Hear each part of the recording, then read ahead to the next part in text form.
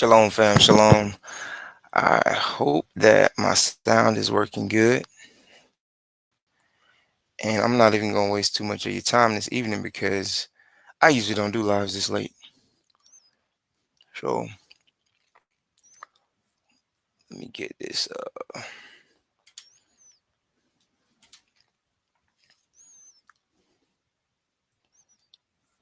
right, there we go. All right, fam. So this evening we're going to talk about living in Tanzania on a budget because a lot of folks, a lot of different people have moved to the continent and they're deciding how they want to set up their business, how they want to set up their life.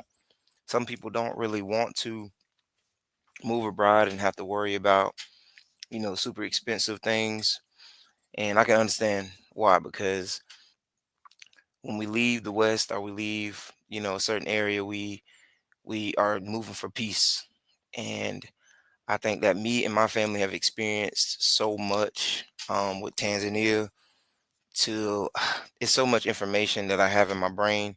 And people always tell me like, oh man, you know so much. And I'm like, I can never like put everything together and like just communicate it in a way that will help people. So I tried to put together this presentation.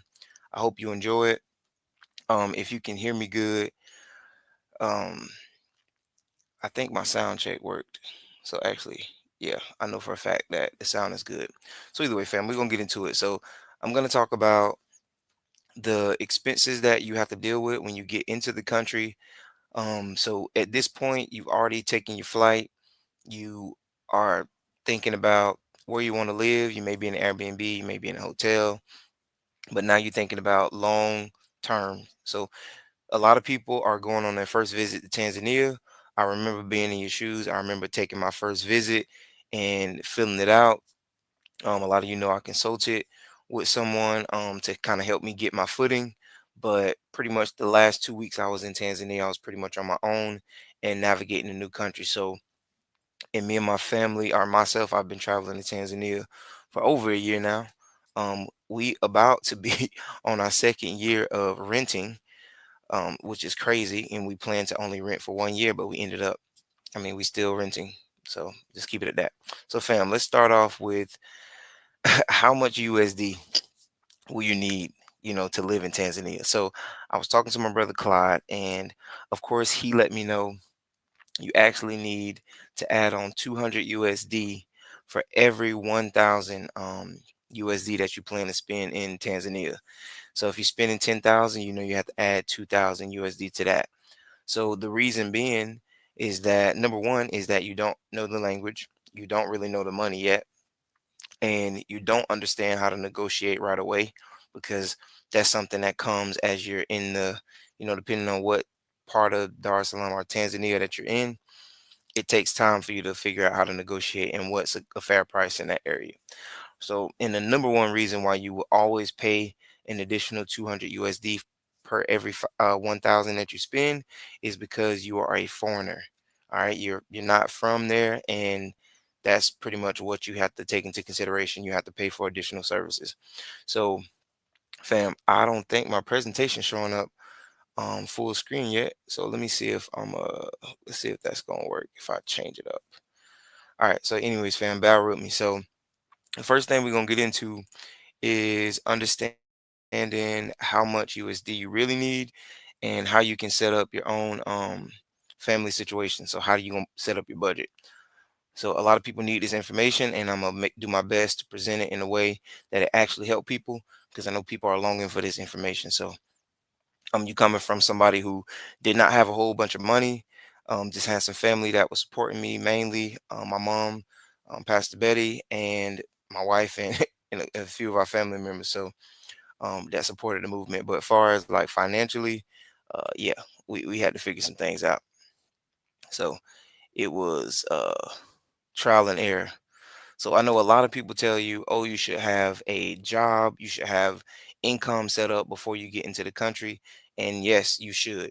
I would just say, fam, because we know sometimes it's hard to figure out if you are going to work in a country, even working online. If you have an online gig, that's great. Bring it with you. You may deal with some power issues, you may deal with internet issues. So some of those things could affect how well you can work and how efficient you can work. So just keep that in mind.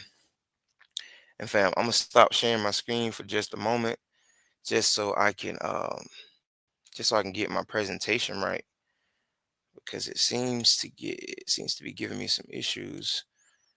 And I apologize for that, fam. I know y'all don't like to be sitting here waiting, but I think I'm gonna just try to share my entire screen and see how that works.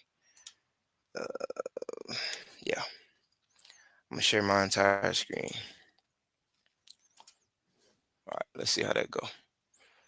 Okay, I I think this may work. And it's yes. All right, perfect. So, fam, how much USD do you really need in Tanzania? So keep in mind that our brother Clyde told us that every 1,000 USD that you spend in Tanzania, you have to add an additional 200 USD, and every 10,000, 2,000 USD. And I already went through the list of reasons. You don't know the language, don't know the money, you don't understand negotiating, and you are a foreigner. So keep all those things in mind once you get into the country. All right, so living in Dar es Salaam. My first visit to Tanzania was in Dar es Salaam, and I knew that I didn't really want to be in the city, but I knew that I was moving my wife and my kids. I knew I needed to be in somewhat of a, urban area, or some kind of activities or something, because I knew that it would be hard on us if we move right into the village area into the bush. So Tanzania is relatively affordable for expats, but costs can vary. So if you plan to live in Dar, Dar is like the New York of Tanzania, and you have a lot of different people that own property there. You got a lot of different people that move there for work. So you are gonna pay the price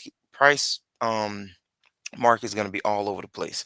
So the further you are into the city, the prices could go up, but that's not always true, because I've seen places that's right near city center that's around 300 or 200 USD a month. And those are just small apartments. Now, if you want to get a completely self-contained home, like a compound, you want to move a little outside of the city, because you're going to find, more space and more affordable places. So we did visit Arusha.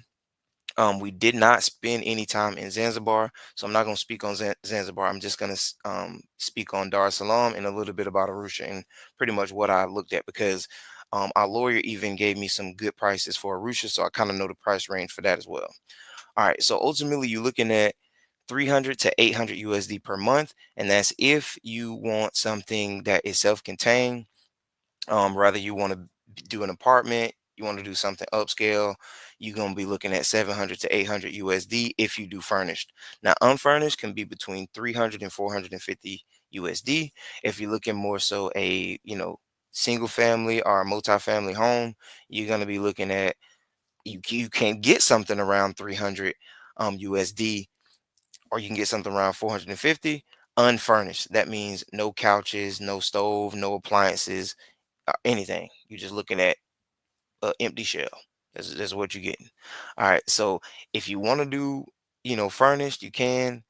All furnished is not always the best option, because sometimes you don't like the furniture that's in there, and then sometimes you can save money just by buying furniture. But if you know that you're doing like a short-term stay, maybe 3 months, I would just go with furnished, and you don't have to worry about investing, because you're gonna leave in 3 months. So that's important. Um, and sometimes security is included, and sometimes it's not. So sometimes you can be in a neighborhood that has security included, or you can hire security. And sometimes the landlord would already have somebody in mind that they would have in security. So with us, we had none of the above. And many of you who saw our previous videos about when we first got to Tanzania, we did a video somewhat complaining about the condition of the house that we're in, and how the landlord kind of gave us a little pushback with repairing. But ultimately, the landlord did make all the repairs, and we were satisfied with what we got. So all the other additional work, like changing out the squatting toilets for a seated toilet, we put those in. We only had to put one in, actually, because the rest, the other four bedrooms had all seated toilets. So all right, let's go to the next slide. All right. Okay, so fam, Most houses or apartments will have an enclosed kitchen area, and some have an open living room and dining room space. So that means the enclosed kitchen. That means it's a door that divides the living space and the living room and the dining room. So you have an enclosed. So I think in Tanzania they traditionally do that because people that are prepping your food or preparing your food, they would like to close the door. Um, and keep everything separate so that when you come in to serve people, they don't have to watch you cook in the kitchen. So, and some people like that, some people don't. So most of the bedrooms are self-contained. So if you're looking for something self-contained, most places, if you look at a house and a compound, it's gonna have that. From the apartments that I've seen myself, most of them had bedrooms that were self-contained with the restroom inside.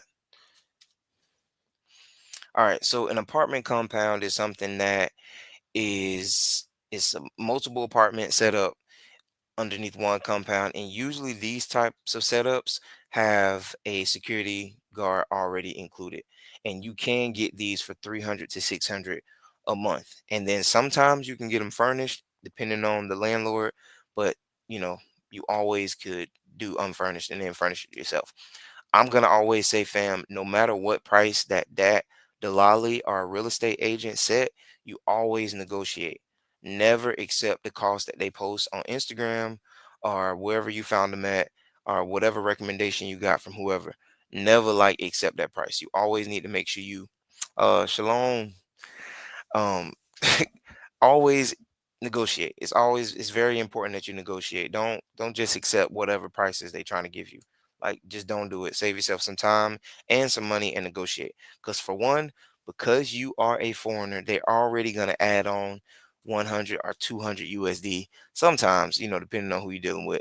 But just negotiate. All right. So meet in the middle and then go up from there. Oh, this is very okay. There we go. All right, so shopping.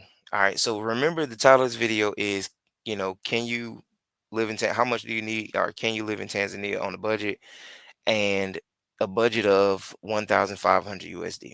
So if you know that you have to pay your rent up for 6 months and your rent is about 300 USD, you're looking at about 18 to $1,900 for those 6 months. So that is one cost that you have to pay up front for the first 6 months. Some landlords will do 3 months, but most of the time, from what I'm hearing from other people, they're looking at 6 months to a year. I recommend doing a year if you know you're going to be in the country for a year.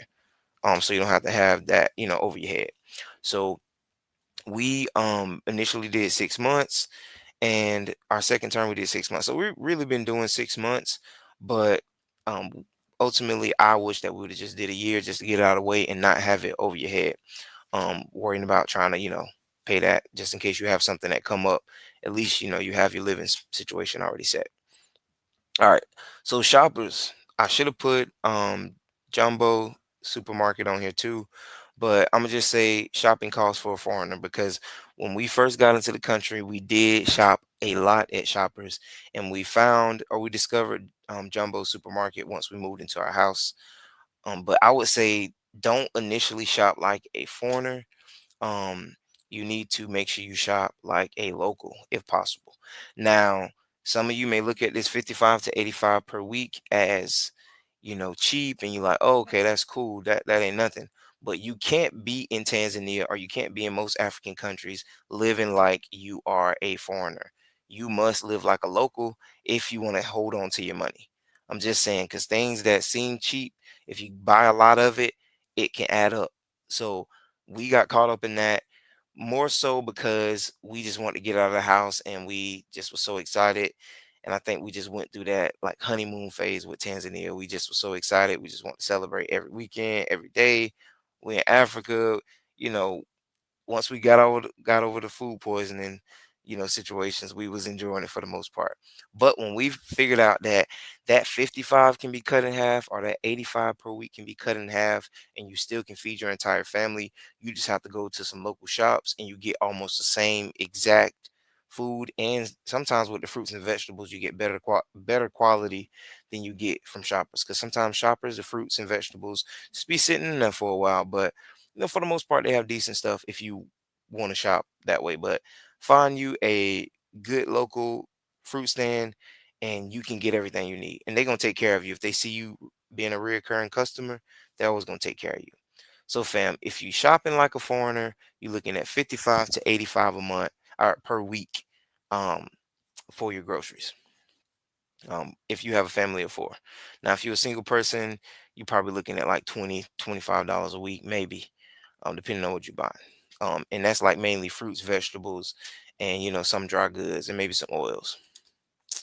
All right, so shopping costs for a local can be 15 to $25 per week, with a variety of fruit and vegetables. Our local fruit and vegetable stand was on point. I mean, I miss them so much because being in the U.S. is crazy, and these prices just hurt my heart every single day. And I'm just counting down these few weeks so that I can get up out of here. So I'm just very excited to get back.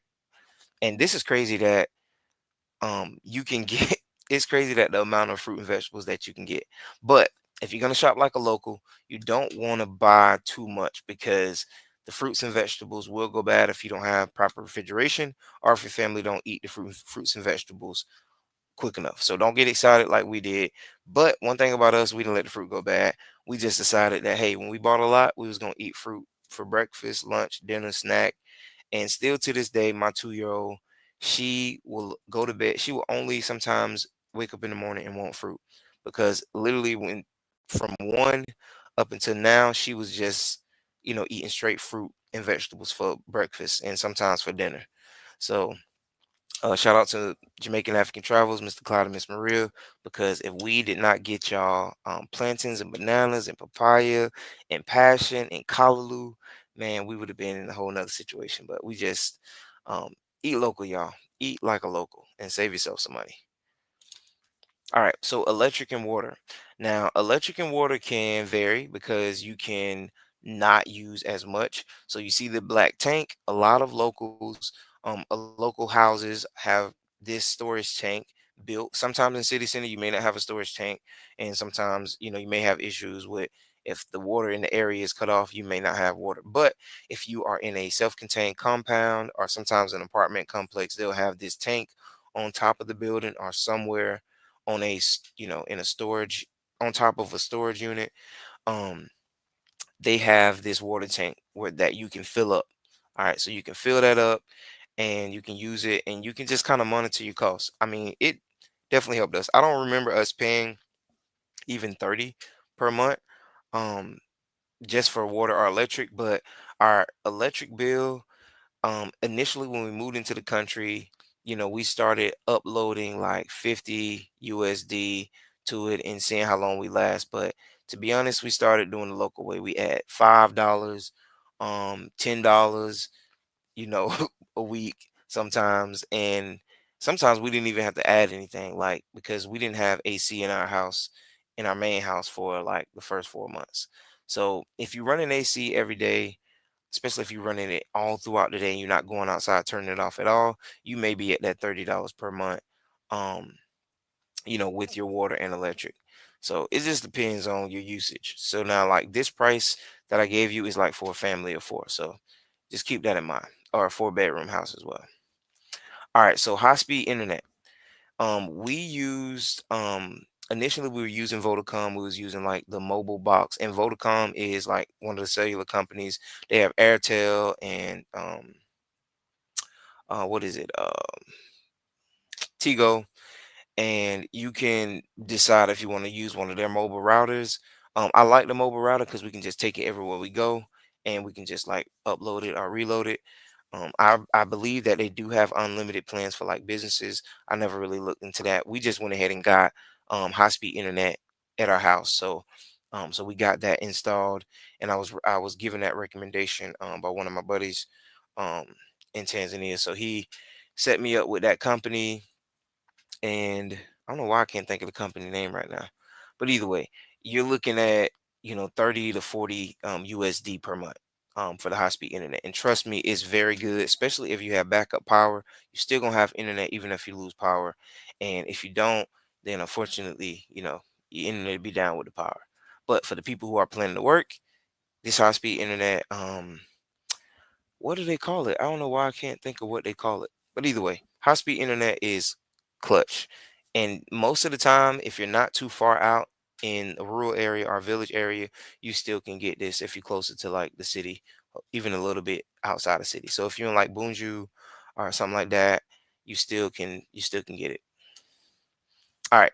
So transportation, fam. Let me move this little thing out of the way. All right, transportation. You could you could choose wisely when you do transportation, or you can be a foreigner. So we chose to do boda boda for me, and my daughter. We did a lot of boda boda, especially my wife and my younger daughter. They would just stay home. When we went out as a family, we would either use Bolt, which is the app. It's like Uber. You could use Uber if you like, but we use um, boat, and then once we got connected with a driver, we did the private car. So now the dollar dollar, I never really experienced that. So this is from what my friends tell me, it's could be 30 cent to 2 USD, and sometimes you can go really far depending on where you're going, and that can be your transportation for the whole day, maybe $4 there and back. So the boda, you're looking at $2 to $4 depending on where you're going and how many trips you're taking. I mean, I used to go from Boonju all the way to City Center sometimes for like $5. Um, and that's if I probably sometimes if I knew the person, or if I did a boat, and then sometimes the boat driver would just give me a deal. And the private car, that is just it's here and there. If you get a good driver, they give you a set price, and you use them regularly, they look out for you. Now, if you're using Bolt, sometimes you can get better prices.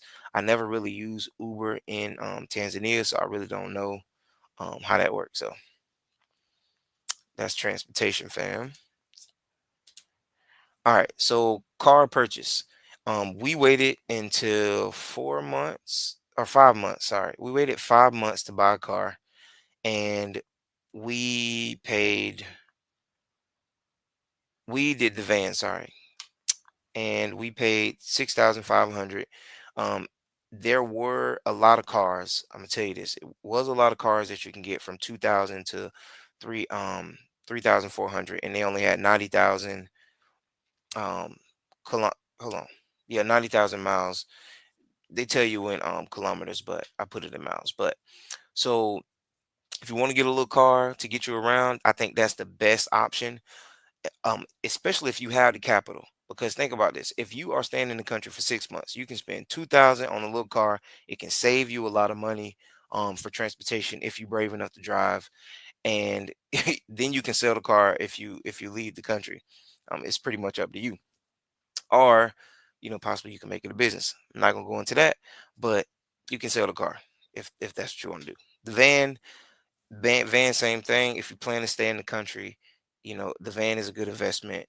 It was definitely a good investment for me and my family because we're somewhat of a big family and we needed, reliable transportation. So when my mom and uncle came into the country, that was crazy. We had to rent a van. We almost spent $300 within 2 days of using the van, like using a van rental. So once we got to 300 USD, my family was like, "Nah, you just got to pull from this savings account. You got to go ahead and get a van." So that's what we did. A truck or SUV, depending on where you at, you may need something for off-road. I'm gonna tell you this: soon as we got the van, we got some off-road tires.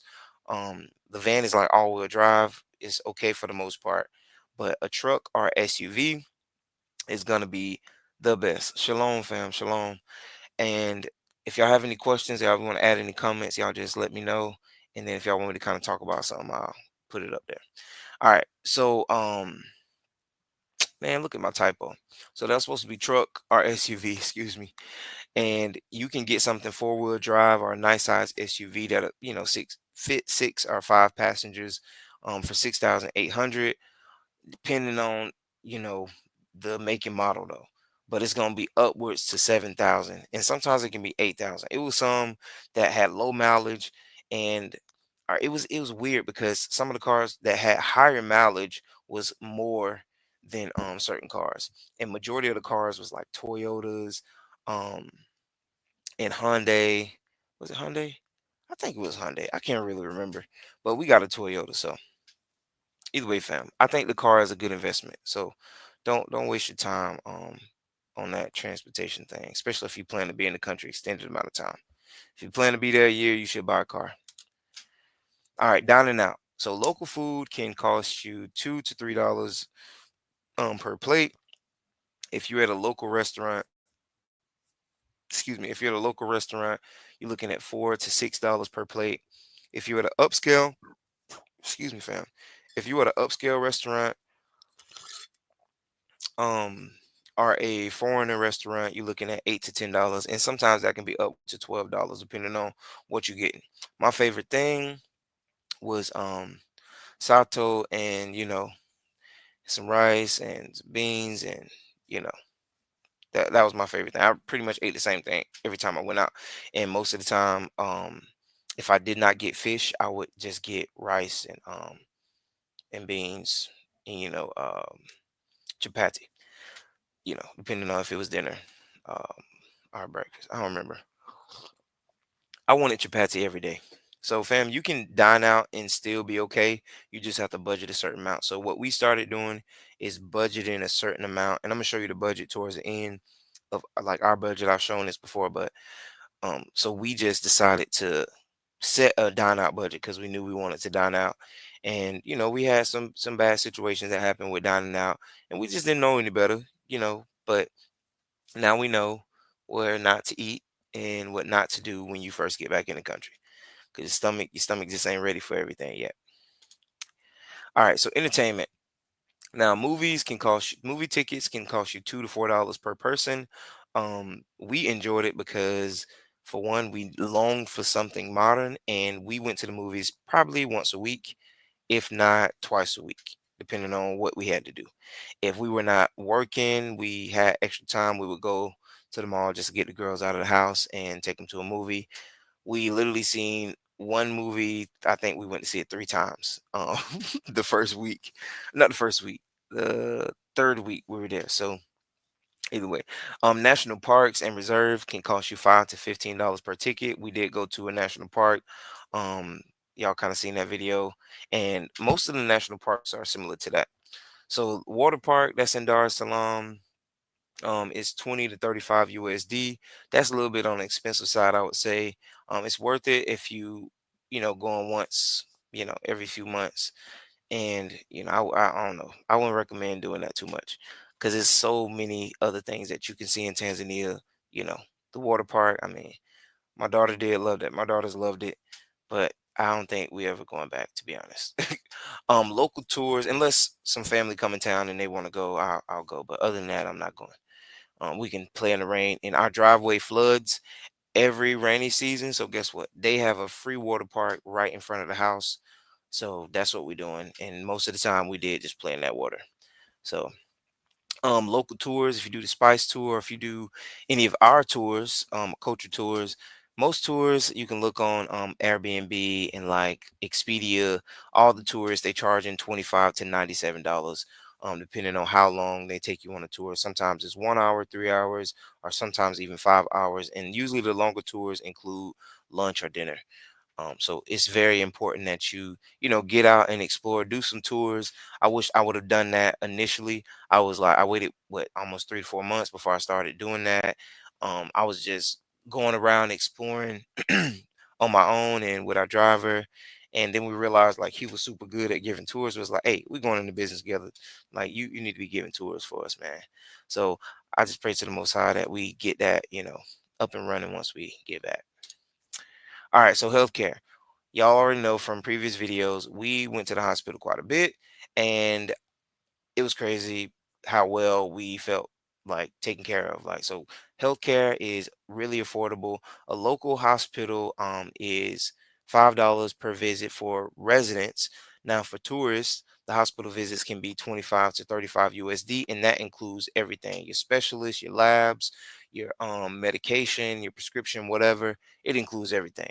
So I feel like every time we went to the hospital for both of the girls, the first time, me and my wife was sick, but we didn't even get seen. We was more so focused on the girls, and they took care of them. Like, I mean, they took care of them. We felt like they cared so much because they were like thorough. They tested for everything. So I felt really good about hospitals. I don't know what delusion delusional state that we have been in that we don't know in some African countries is very healthcare is very good. And I would say in Tanzania, they have really good healthcare.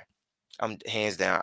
All the hospitals that we have experienced, and we have experienced two hospitals, the one in Tegeta and the one in Bueni, really good hospitals, really good doctors. Man, they were thorough. I'm definitely satisfied.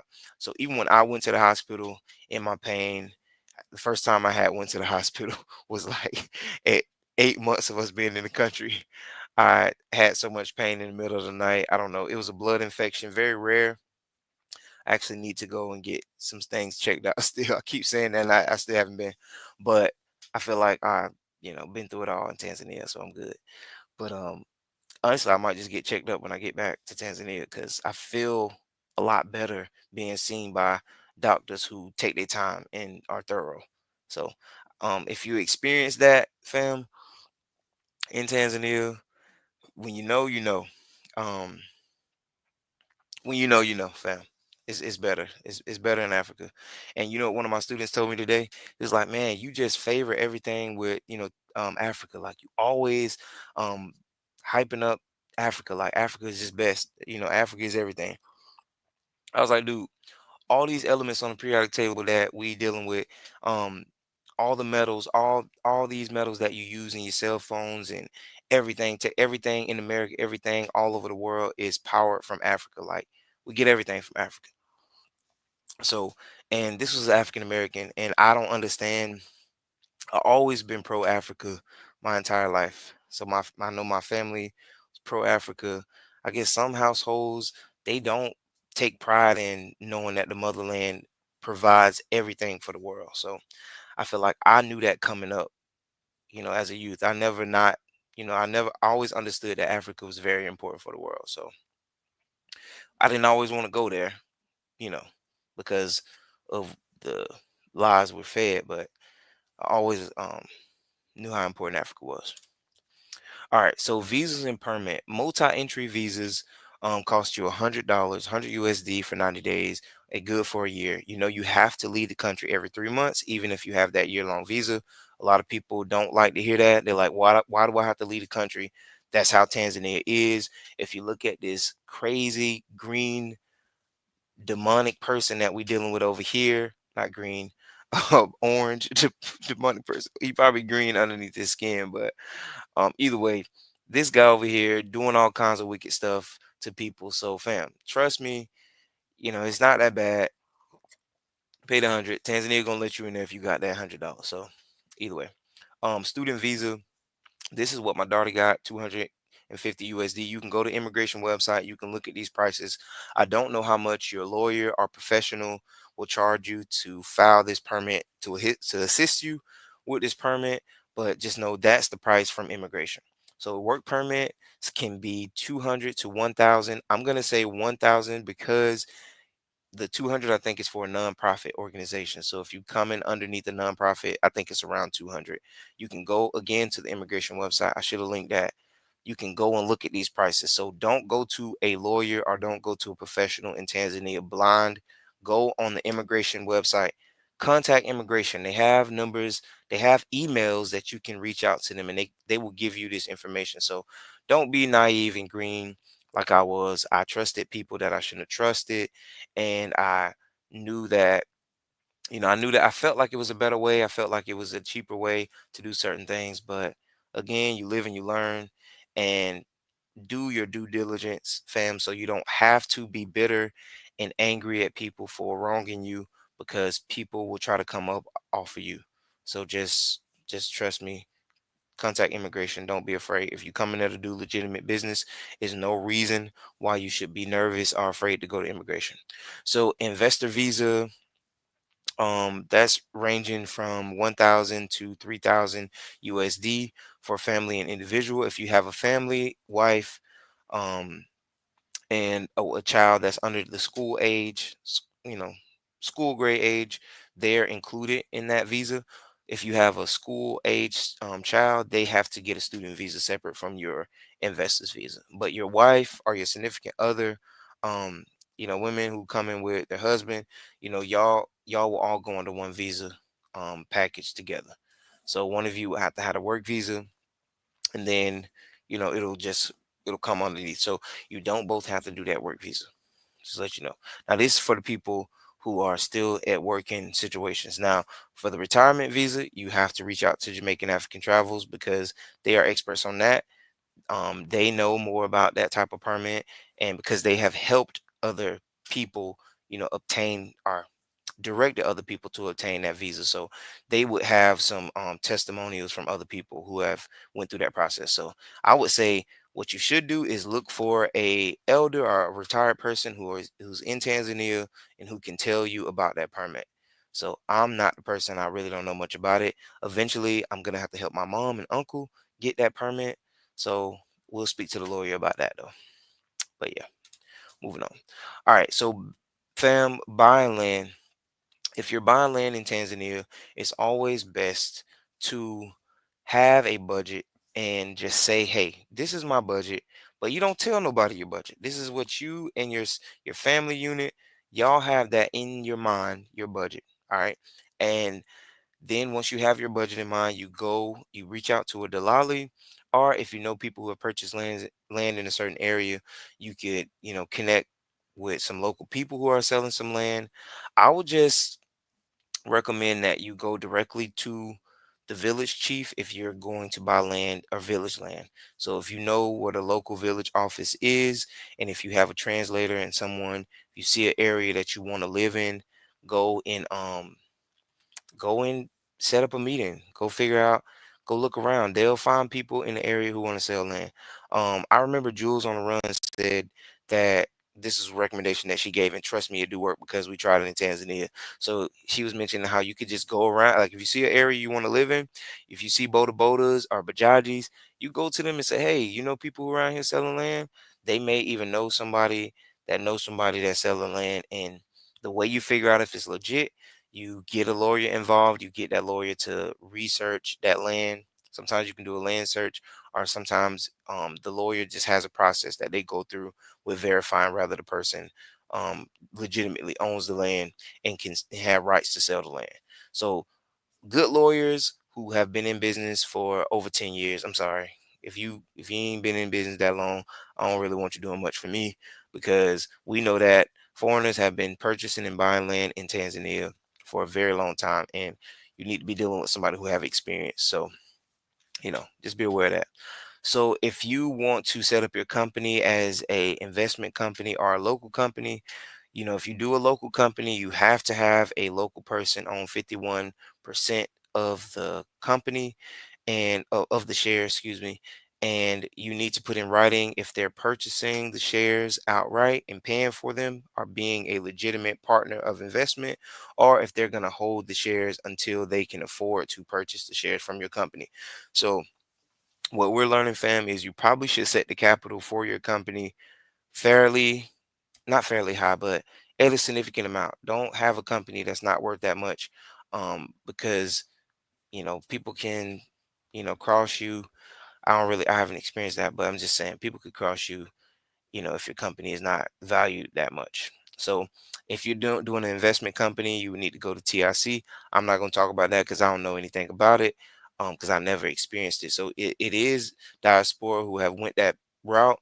I don't know exactly how you can connect to them at this very moment. I know brother Mac, he's been on this on our channel on the panel before. If you would like his information, you can always email me and I can get you connected with him.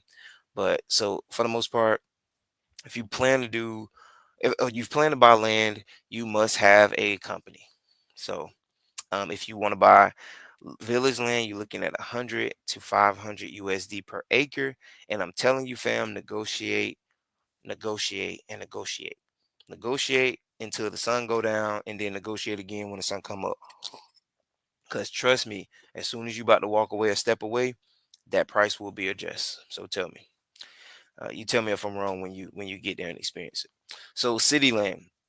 I was recommended some city land one time by a lawyer, and they told me it was 10,000 USD for like 1 acre, in a prominent area. So in Bunju, and I guess Bunju is an area where you have a lot of government officials, and I seen some Mzungu in the neighborhood that we are renting in.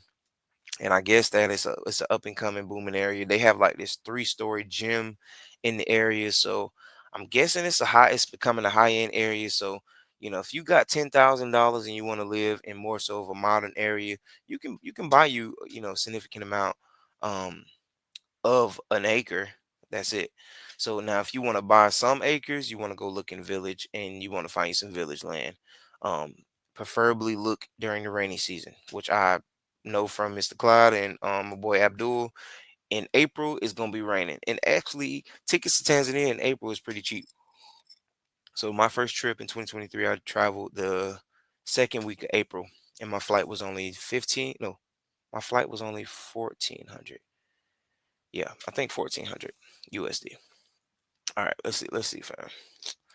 All right, so to summarize, fam, can you even live in Tanzania or can you live in an African country for and live on a budget for 1,500 USD? It's a yes if you are like a two people or two-person household. Yes, you can. I believe you can. I believe you can do it even if you have a four-person household, if you live with a strict budget and if you live like a local. Now, if you come in with your American or your Western mind, you cannot survive on that amount because you're going to want to do things outside of a local, what locals do. You're going to want to go around and do everything. You want to spend money every time you go out the door. And sometimes in Tanzania, as a foreigner, it does cost you every time you walk out your door, unless you're just walking around your neighborhood. So eventually, after 5 months, we figured it out. Hey, our entertainment has to be in our neighborhood. We're gonna walk to the beach. We're gonna walk around this neighborhood. We're gonna walk them down these dirt roads. We're gonna go up to we gonna go up to, what is the place, man? We're gonna go up to Snack and Play Chill. Spend a few dollars with the diaspora, with our people, and we're gonna save some money. We're gonna spend money with our people, and we just gonna chill. So if you don't plan to go to city center and be at the mall, shopping and sitting at high end restaurants, and you know, if you're not living that lifestyle, you can really live like a local. So I'm gonna tell you now, my family, we're living like local people, and yeah, we chilling in the bush. So ultimately, if you're not chilling in the bush, I don't know what you're doing in Tanzania. If you I'm not gonna say that. Let me just not say that, because we're back in the U.S. because we wanted to come back and get some capital. But I wouldn't recommend coming back. So fam, if you this is a message, man. Fam, if you are in Tanzania or if you are in an African country, stay in that African country. Do everything that you possibly can to stay. um I was warned before we went to Tanzania that you would go through this phase, this mourning phase at 6 months. You would hit a brick wall and you would be like, why are you there? And um when Miss Cheryl told me, and Miss Cheryl, if you ever listen to this, when she told me this, I really didn't agree with her, because I said, hey, I'm going home to live amongst my people. So I'm not gonna ever want to come back to the US. I was just said I would never want to come back. And it's crazy how you go through that shift. Now, mind you, I had things that happened, like the loss of my friend, somebody that I felt really close to, and that I had just like built that strong trust with. I lost them, and that really like devastated me, and it just made me, question what I'm doing. And another thing was, costs, like looking at our budget and how much we had spent. So I felt like I had to double back and get some money, because being in Tanzania, you can't get out here and start a business in the first year and be making money. That's why I say you need to have a 5-year plan to move back to Africa. You shouldn't be moving right away unless you just well off and you have it. You have your you have your funds that you're gonna purchase your land and invest and start your big company. But if you someone like me, who just a working class people in the US, you can't just jump out there and say you're going to move completely, because it takes a lot of time. Even though I know my wife wants to do that, but at the same time, if you don't have online income, if you don't have, capital, you can't do that unless you have land and you're living off your land. So it's important that once you get there, get your bang for your buck, they say. Like, go ahead and buy up you some land, start your company, get your land, build build what you can, plant what you can. I'm gonna tell you what Mr. Cloud always tell me: plant up your land so you can eat what you grow. All right, and then any excess crops, you can sell it or whatever. But back to the point, fam, the budget. If you could live off a budget, some people live off less than that. But I'm just saying for a family, if you have kids and a family, it's certain expenses that you're gonna have to have. So if it's just a husband and a wife, yeah, your budget is different. Or if you're just a single person, your budget is really different. Like you can really do it up. But for a person with a family, you have to think about your visas and your permits, and that's gonna set you back 2 to 3 thousand every 2 years right now in Tanzania. So without telling too much of our business, you better just be keeping your eye out on different places, man, because in areas of investment, things that you can do to make money. So you shouldn't be having your focus on just one thing when you're in, Tanzania. So I want to say that was the last slide, but I want to show y'all this budget real quick. Um, Let me go back to this thing.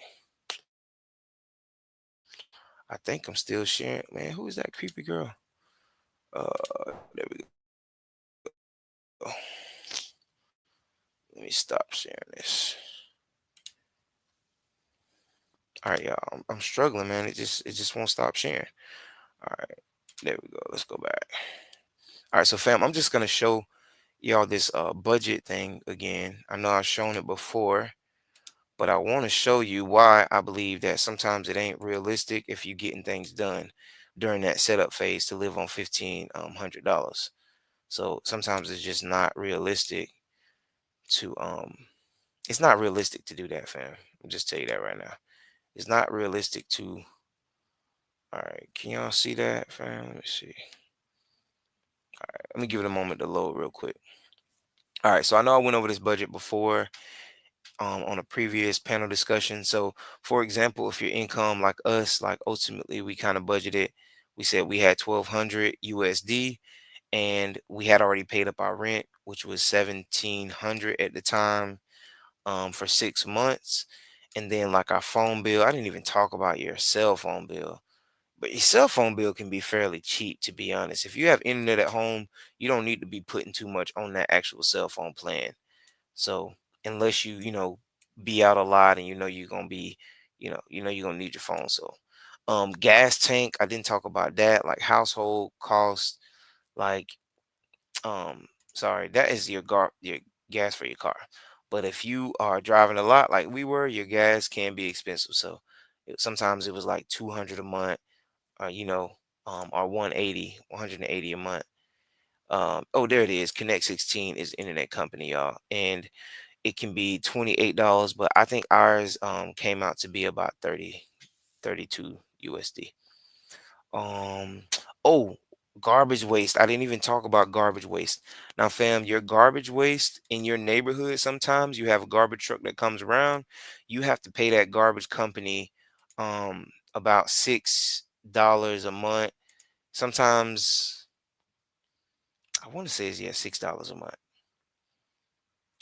Yeah, $6 a month, and they come pretty much every Saturday. Most Saturdays they come. Sometimes if it's rainy or certain situations they may not show up, but you just put your trash outside of your compound and they pick it up. Or if you're in an area where you can burn your trash, then you can burn your trash, or you can recycle. All right, vehicle. All right, we're gonna talk about that. So either way, fam, this is what I really want you to look at. So our projected budget, like with our housing and everything, even with our they didn't even include our movie theater price, our movies. But either way, we projected that we would be at 1,510, but actual balance came out to be 2,428. So yeah, we had some expenses that we had to do for our company, and that was like split up with our family, so we didn't have to do all that alone. On this particular budget, it was just our rent that caused that, because we paid our rent in April, so we had that big expense just that one time. um, but like, let me see if June changed. Actually, no, June didn't change. Yeah, yeah, we didn't even. I didn't even finish June. But either way, fam, that's something. So we do have like two different budget sheets that we use. We have a Tanzania budget, like for our personal budget, and then we also have a business budget. So I can't show y'all the business budget because they ain't none of y'all business. Um, But either way, get a budget, fam. Stick with the budget when you get into the country. Don't waste your time out here losing money and throwing away money. So, fam, I'm gonna stop sharing my screen, but I do want to share something with you before I end this. And I don't see any questions. Would like to take some tours. Yes. I want to take some tours too. Hold on, let me put some of these things up here. All right, let me see something real quick. Fam, I want to read something to you real quick. So I was I had read it. I started reading this book a long time ago, Battle Cry, and I heard about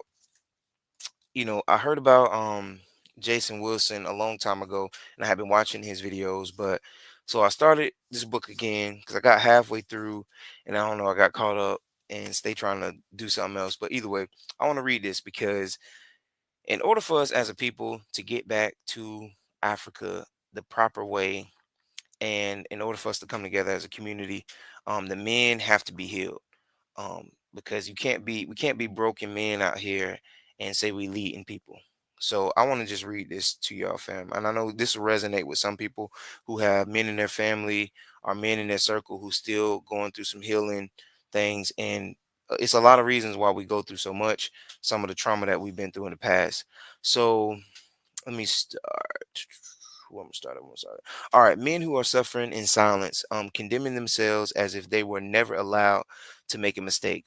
Although they long to express their emotions, they fear of wrong about a, being wrong again, or in passively dismissed is enough to tame their desire to be human. I think I messed that all the way up. I feel like I skipped around. But either way, this next part is very important. Then there's the other extreme men who repress their childhood trauma. Instead of releasing it, they subsequently um they perceive every opposing opinion or minor altercation as disrespect, and they quickly meet it with irrational, angry, and they they deal with it they just deal with it all wrong. So I think that if we are gonna heal properly, and Jason Wilson is definitely somebody who is a believer in the Most High and Yeshua, and I feel like he walks that walk from what we can see on social media and from what I get from his books. I see him really telling us to walk um with the Torah, following the Torah. So a lot what I'm seeing what I'm seeing on these YouTube streets, fam, is that we dealing with people who haven't dealt with that trauma that they dealt with in the past, because every opposing thing that they go through, they have a bad reaction. um Everything is not a threat. Every situation doesn't deserve a reply. Every situation doesn't deserve a response. And I feel like I'm a walking testament to that. I know how to stay in my lane. I know when to say something. I know when to not say something. I know when to just listen, and I know when to just learn. And I think that, to be honest, that's because I was raised around strong people. And I'm gonna go from my mom, Pastor Betty, my uncle, um, brother Bobby, and I'm telling you, I just have a bunch of I had a bunch of strong people around me who just like, you know, did not play. From even my granddad, they just didn't play, man. My grandma, they just did not play. They didn't play foolishness. You want to act out, you want to do whatever you want to do. Okay, well, you're gonna do it over there, and you're not gonna do it over here. Dang, fam, I'm about to choke on this, choke on these herbs. But fam, we you gotta be. They say you gotta get to Tanzania, or you gotta get to Africa, and you gotta heal. I'm realizing that, yeah, they say heal before, but it's not impossible to heal before you leave. But it's things that you must do. Like, you must focus on your household. Like, you got to get your household situation in order. And I believe Sister Evelyn touched on that the best in the last panel discussion. She said that whatever issues you got going on in your marriage is going to be amplified when you get into the country. It just resonated with me because, listen, me and my wife had some disputes when we got to Tanzania. We thought we were on the same page about a lot of things before we came. Then we got there and realized, like, hey, we do not agree on this. And even with us coming back to the U.S., we did not agree on that. We came to an agreement because we knew that as partners, we have to go ahead and make this sacrifice. But at the same time, she felt as though she should stay and I should come back and work. I wasn't comfortable with that, and I didn't fully want to do that. So, and we came to an agreement. I think we on good terms with that for the most part. Even though we both long to be in Tanzania, I went through this whole sadness thing today. Just like it's a song that came on. I don't know if y'all know this song. It's by Calvin Richardson, and it's called American Dream. And when it's by Bobby Womack, I think. It's like a remake, and it just did something to me because I'm like, everybody is saying that American Dream is in Tanzania or in Africa. I keep saying Tanzania, but fam, hey, it might be. It might be in Tanzania, but fam, when he said that fantasy that I long for, or that place of like, peace, or everything is all together and perfect, and I'm like, yeah, everything ain't perfect in Africa, but it's if you look past, people trying to get over on you, overcharge you, you get past immigration and all, you get past the bad traffic, you get past the heat if you in Tanzania, you get past all the dysfunctioning, disorganized system, and you get past the going back in the past, putting minutes on your phone. If you get past all that and you can like bundle that all up and just put it to the side, you can really be at peace because I can tell you we we were glowing in Tanzania. I'm telling you, when we were there, we were glowing. And yeah, we got sick and yeah, we went through certain things. And I know some people said they just could not live in Tanzania because it was just so horrible. But if you focus so much on the negative will be what you deal with and what you focus on. Your thoughts become, what you are. So if you become just a person focused on negativity, then that's what you'll focus on. Like for me, when I was dealing with, some conflict, some adversity, I was focused on that so much to where I just was so angry and I wanted to just put my hands on people and like do things that I wouldn't normally do. But because of the atmosphere, because some people, they operate in dysfunction and chaos and confusion, Hasatan, operate in those that spirit, then that spirit can become you, if you allow it. So, but anyways, fam, whatever you focus on, that's gonna be, focus on the Most High and the Word, and focus on the Torah, and that will be what you think about. So when we like calm down after 5 months, and we just studied and meditated and like fellowshipped and just spent that quality time at home with our family and with our friends, and we just had a good schedule, not throwing out too much money because Tanzania had pretty much took all of our money the first 5 months. To be honest, they took almost everything we had. It was just like, oh my gosh, like they took all of our money. But if you can get past all those roadblocks, those little stumbling blocks, you can really thrive in Tanzania. And I've been watching so many videos about Tanzania. Like I'm like going through that same phase before I moved. Like I was obsessing over it. But now I'm not obsessing. I'm just like, hey, yeah, like this is something that I really want, and I really feel like it's a good future for generations and for our people. And I think that it's a good thing that we're doing. So I feel really good about everything that we have invested in. Even though we're still going through certain things, I feel really good, and I'm just thankful to the Most High to still be able to have peace in so much chaos. Like, but being in America, it will make you long to be away from this place. Like once you get a taste of being in Africa, being in an African country, it is like it's one of the best feelings ever. Like I know I'm gonna go through this whole thing like over again. I'm gonna go through that phase like, oh my gosh, I'm loving it, and then I know I'm gonna get frustrated again because I'm, talking to my friends, their friends, Mr. Clyde, Mr. Maria. I know that it's still frustrations that's gonna come while you're there, but trust me, it's more frustrations in the West. it's more it's more frustrations in the West, man. It's more things that you got to look out in the West. It was something else I wanted to share with y'all found. One more thing before I let you before I get off of here.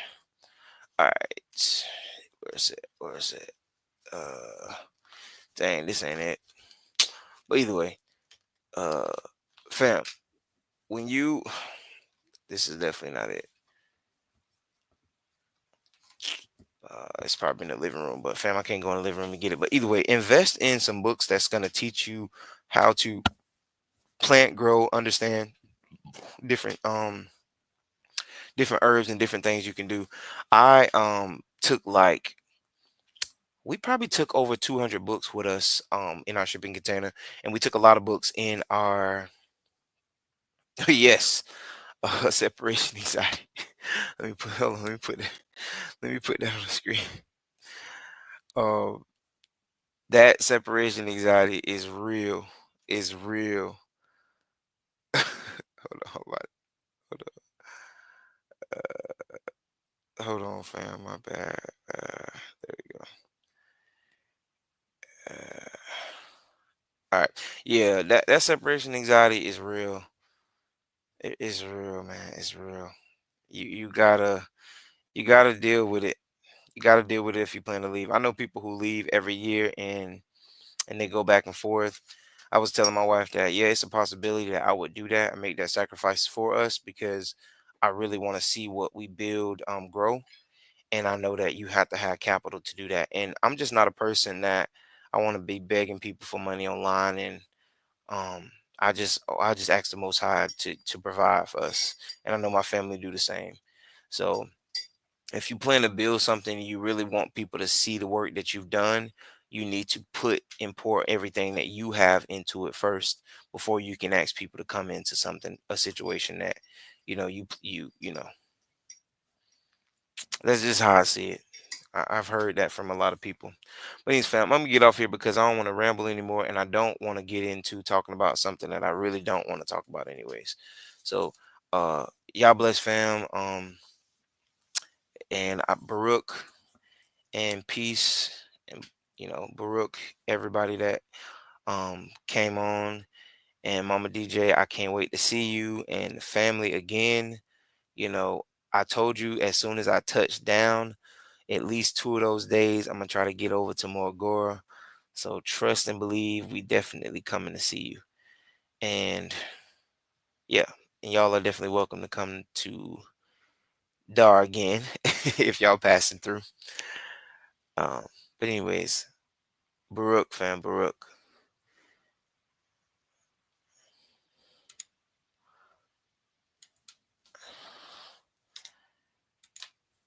Uh,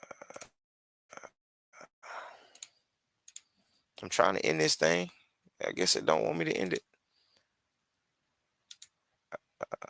Well, I said I was gonna end it, fam. I am. I am. I'm trying.